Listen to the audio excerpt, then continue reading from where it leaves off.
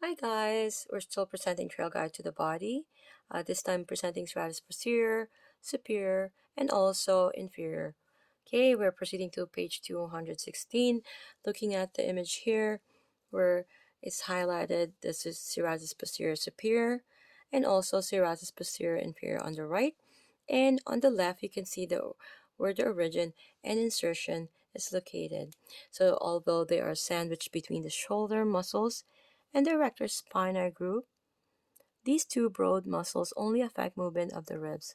The belly of the superior is partially deep to the scapula and has fibers that parallel the superficial rhomboids. The inferior is deep to the thoracolumbar aponeurosis, and during exhalation can stabilize the ribs against the pull of the diaphragm.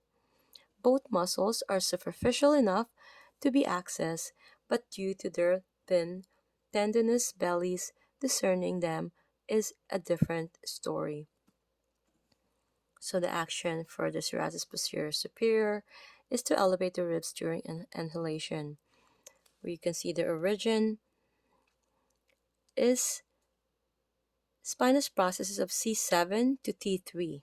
Okay, C7 to T3. C7 is a very prominent landmarking, so you can easily palpate that even onto yourself.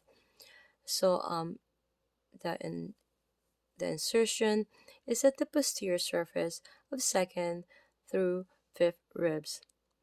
Okay, and nerve innervations T1, T2, T3, and T4. You can see here that the therapist is trying to palpate the serratus posterior superior. You can see the direction that the hand is going. Okay, now we're going to be presenting the serratus posterior inferior. Okay, looking at the image here, we have the partner in prone while the therapist is palpating the serratus posterior inferior. You can see the look where the arrows is drumming in that direction. Okay, so the action for the serratus posterior inferior is to depress the ribs during exhalation. The origin is at the spinous process of T12 to to E to L3. Okay, so that's L3, L4. You know your iliac crest is L4. You go one proximal or one superior. That is L3, and T12 is basically um, the ribs, right? The last ribs. Okay, so it is a very good landmarking for you to be able to find serratus posterior inferior easily. Okay, so the insertion posterior superiors of 9 through 12 ribs.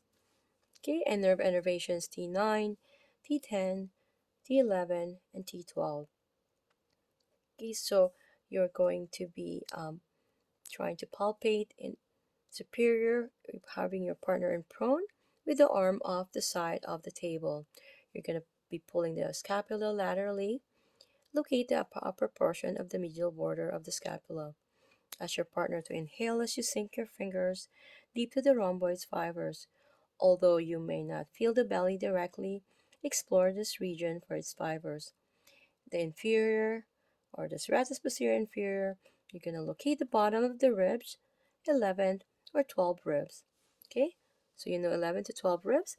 Ask your partner to slowly exhale as you begin to roll your fingers across the muscle fibers. You're going to ask yourself these questions to confirm. For sandwich muscles such as these, it can be worthwhile to first identify the muscles that are not the serrati. Then, with a patient and delicate touch, explore the space between. That's actually a clever way um, to actually locate this and or to isolate it. See you guys in the next video.